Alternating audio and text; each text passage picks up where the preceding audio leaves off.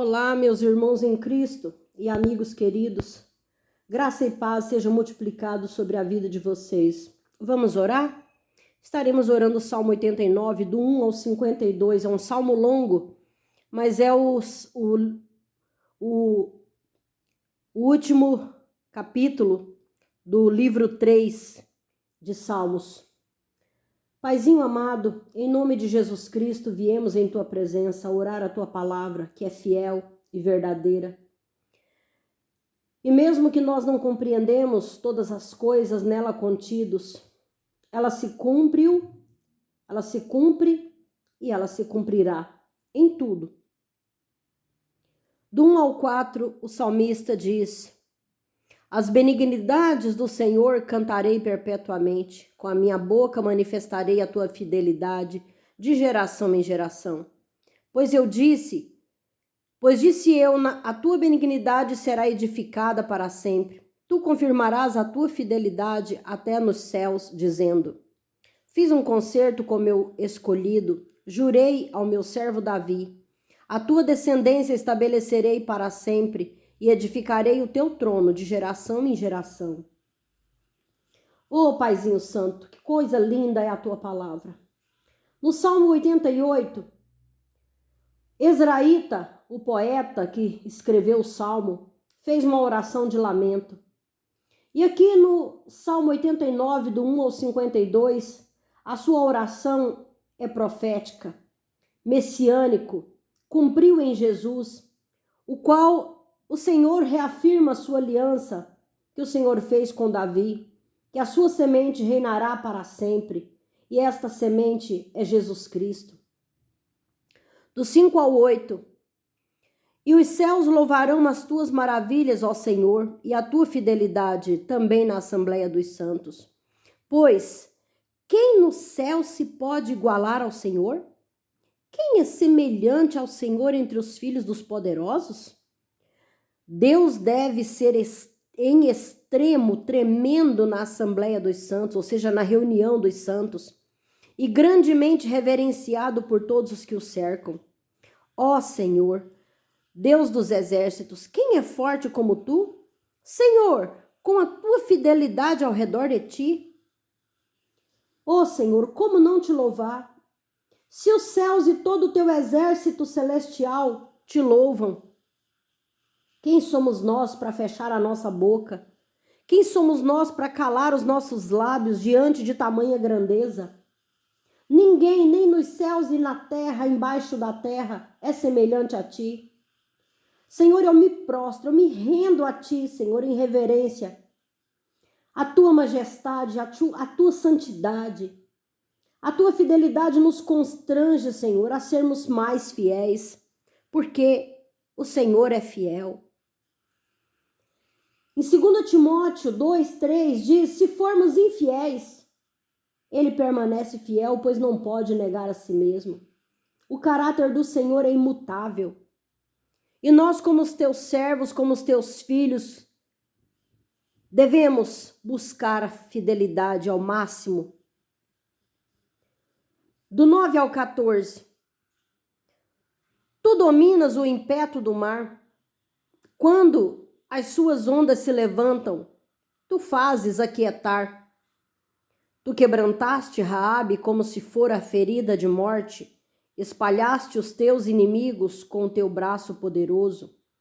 Teus são os céus e tua é a terra, o mundo e a sua plenitude, tu os fundaste. O norte e o sul, tu os criaste.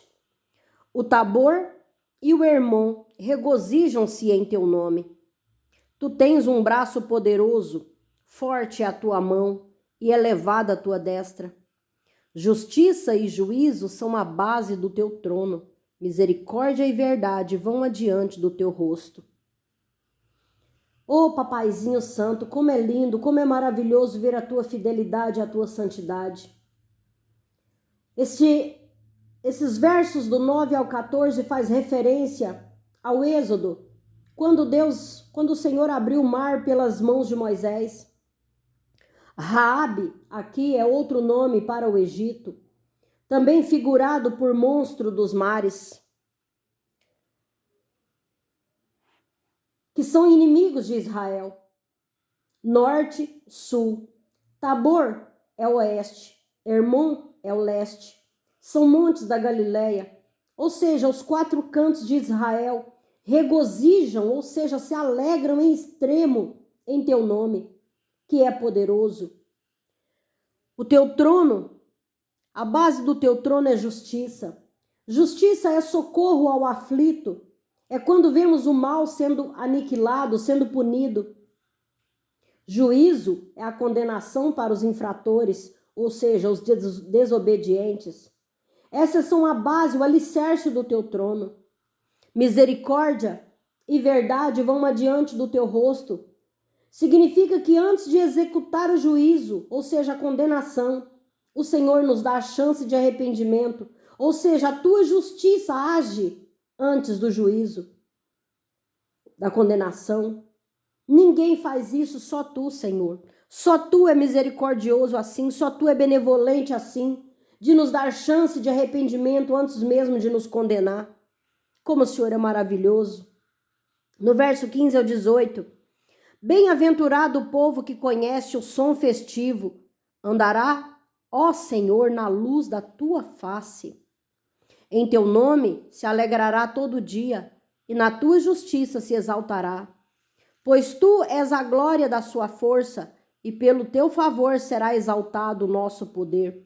Porque o Senhor é a nossa defesa, e o Santo de Israel, o nosso Rei. A palavra bem-aventurado significa muito felizes. São aqueles que aprenderam a adorar o Senhor com júbilo, ou seja, fazendo festa. Os que chegam em tua presença, Senhor, encontram felicidade. Eu sou prova viva disso. Foram muitas vezes em que, passando por momentos de angústia, comecei a louvar, a adorar o Senhor. De repente, o Senhor me enchia com tanta alegria que os problemas pareciam nada. E sempre fui e serei vencedora, pois o Senhor é a minha força, tu és a minha defesa, tu és o meu Rei, o meu Salvador. Eu te peço, Senhor, em favor dessas pessoas que oram comigo, que ela também possa encontrar na adoração, na devoção, na oração ao Senhor, que elas possam encontrar a alegria que elas precisam.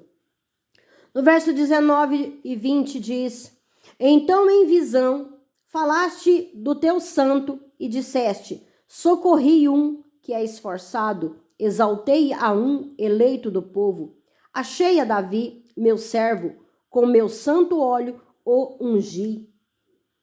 Ó Senhor, estes versos foram mencionados pelo apóstolo Paulo lá em Atos 13. Eu aconselho a você, meu ouvinte, a ler esta palavra lá em Atos 13, do 13 ao 52. Mas principalmente o verso 22 e 23 fala exatamente isso que está escrito aqui em Salmos. O apóstolo Paulo prega na sinagoga da Antioquia, trazendo esperança ao povo judeu que o Messias é a nossa esperança. E ele diz: achei a Davi. Por que o Senhor achou a Davi? Porque o Senhor procura. A tua palavra diz em Salmo 101, no verso 6, os meus olhos procurarão os fiéis da terra, para que estejam comigo. O que anda num caminho reto, esse me servirá. Oh, papai, se eu estou na tua presença, é porque o Senhor me achou e me trouxe para ti. Graças te dou, ó Pai, por tanto zelo, por tanto carinho, que se dependesse de mim, da minha vontade, eu não teria vindo, porque nós somos tão falhos, meu Deus.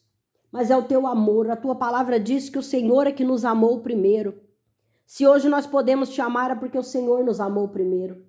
Do verso 21 ao 29.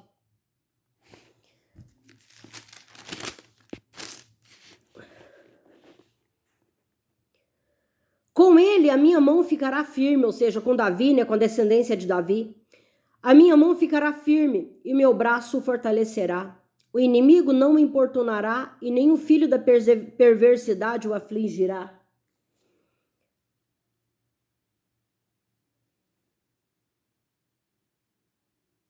E eu derribarei os seus inimigos perante a sua face e ferirei os que aborrecem. E a minha fidelidade e a minha benignidade estarão com ele, e em meu nome será exaltado o seu poder. Porei a sua mão no mar e a sua direita nos rios, e ele me invocará dizendo: Tu és meu Pai, meu Deus e a rocha da minha salvação. Também por isso lhe darei o lugar de primogênito, falo-ei mais elevado do que os reis da terra. A minha benignidade lhe guardarei para sempre, e o meu conserto lhe será firme. Todas essas promessas se cumpriram em Jesus, que é descendente de Davi. Do 30 ao 37. Se os seus filhos deixarem a minha lei e não andarem nos meus juízos, se profanarem os meus preceitos e não guardarem os meus mandamentos, então visitarei com a vara da sua transgressão e a sua iniquidade com açoites. Mas não retirarei totalmente dele a minha benignidade, e nem falarei e nem faltarei com a minha fidelidade. Ou seja, o Senhor está dizendo que se nós rejeitarmos Jesus,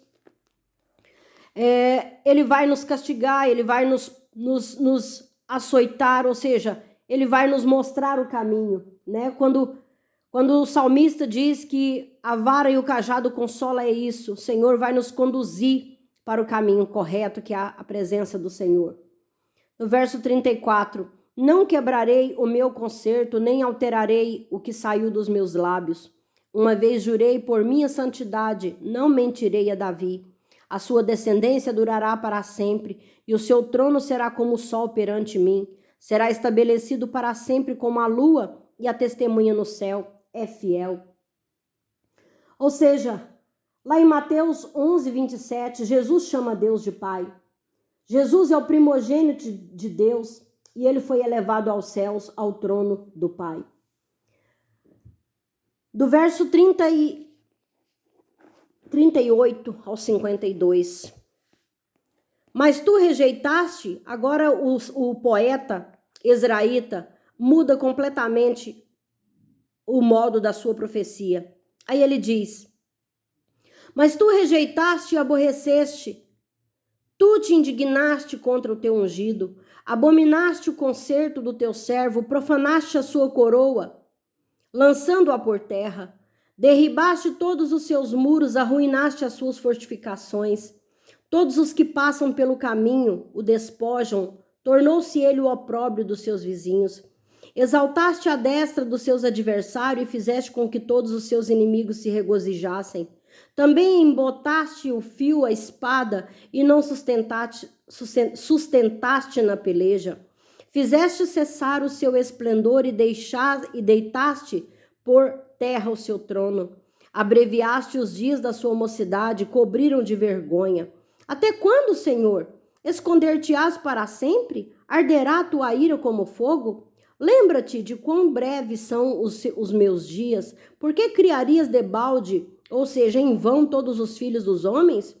Que homem há que viva e não veja a morte? Ou que livre a sua alma do poder do mundo invisível? Senhor, onde estão as tuas antigas benignidades que juraste a Davi pela tua verdade? Lembra-te, Senhor, do opróbrio dos teus servos e de como trago no meu peito o escárnio de todos os povos poderosos, com o qual, Senhor, os teus inimigos têm difamado, com o qual têm difamado as pisadas do teu ungido. Bendito seja o Senhor para sempre. Amém e amém. Oh, papai querido, aqui o poeta Ezraíta fica perplexo com o desdobramento da profecia. Ele não consegue entender. Aqui ele descreve Jesus abandonado, até por seus discípulos. No momento que Jesus estava na cruz, quando os pecados da humanidade caiu sobre ele, o Pai o deixa só. Jesus diz: Eloi, Eloi, lama sabachthani, ou seja, Deus meu, por que me desamparaste? Era nesse momento que a ira de Deus contra o pecado foi lançada sobre Jesus. Para nós podermos ser livres, o poeta não entende, ele fica desesperado. Ele vê a coroa sendo lançada por terra, o diabo fazendo festa, pensando ser o fim. mas Jesus ressuscitou ao terceiro dia. Essa foi a vitória. No verso 43, ele diz que ele foi embotaste ao fio da espada. Jesus foi traspassado por uma espada. No verso 44 e 45, ele diz que ele deitaste por terra o seu trono, abreviaste os seus dias.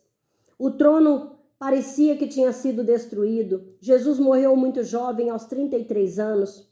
Quando o poeta israelita está vendo esta visão, ele fica indignado e ele diz: Senhor, onde estão as tuas antigas benignidades que juraste a Davi? Ele pensa: acabou, o Senhor não cumpriu? Mas não é verdade. Toda profecia tem a progressão do seu cumprimento.